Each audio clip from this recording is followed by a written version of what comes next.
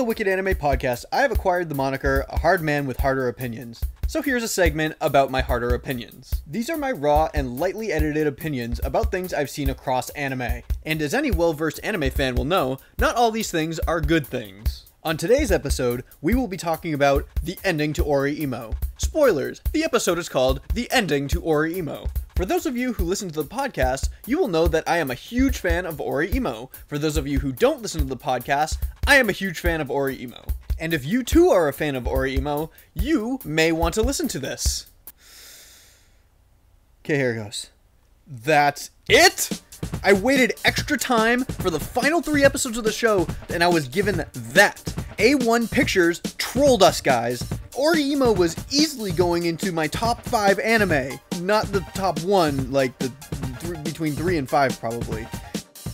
And now that ending, it made it not even place anymore. I thought the whole joke of the series was the cis bro incest stuff. And then they decide, yeah, let's do it for real. For real. I almost hope that they import the PSP dating sim game so that I can play it for myself, get my own ending, and get this bad taste of the anime ending out of my mouth. There was a great harem of quirky girls to choose from that I liked much better than incest. Except for the red-haired chick. She felt a little random at times. Random still better than incest, though. Kyosuke was even dating Kirinoko for the past couple episodes, which, in my opinion, is my #1 choice girl. Probably tied with Manami. I digress, though, because this harder opinions is more about the bad writing that went into this ending. The last couple of episodes can be explained easily as Kyosuke going around to every girl he's ever met, every girl who's ever had a crush on him, and saying no, because I am going to date my sister. And then, after Kyosuke confesses to Kirino, and she actually says yes for some reason, all their friends from all the different episodes are actually okay with this, except for Manami. So the scene shows up where they want to tell this to Manami,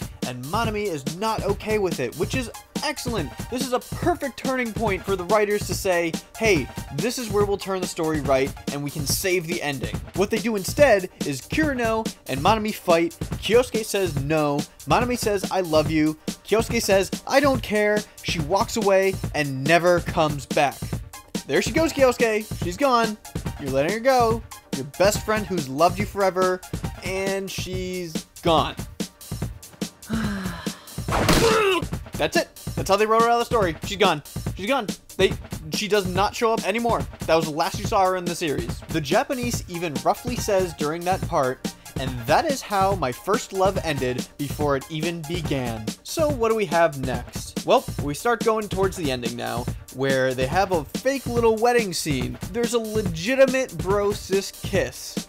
And it's really, really uncomfortable to watch. And then, no, we're not dating anymore. So they leave the chapel, which is also another really good point, that when they turn around, all their friends are there to say, oh, they're not dating anymore. This is great. Let's go back to normal. But nobody's there to see the wedding. When finally, the poor excuse for an epilogue happens. It's really just a normal anime ending. Kirino and Kyosuke are going through the Akiba district. They're going to meet new members for anime meetups the same way that Kirino was introduced to her group of friends. Kyosuke kisses Kirino again, and it's over.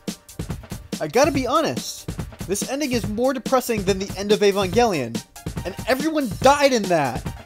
The writers spent a lot of time with the emotional connections between the characters, and I invested a lot of time in this. I'm not really sure where they thought it was a good idea saying, yeah, the incest ending where he alienates all his friends, that's a good idea. And what really makes it the worst part of all is I like this anime so much. But just watching what happened to the end totally puts me on Kirineko's side. It's also pretty bad that I might end up buying this on DVD anyway. There's probably a lot more I can say, but I'm gonna end it there.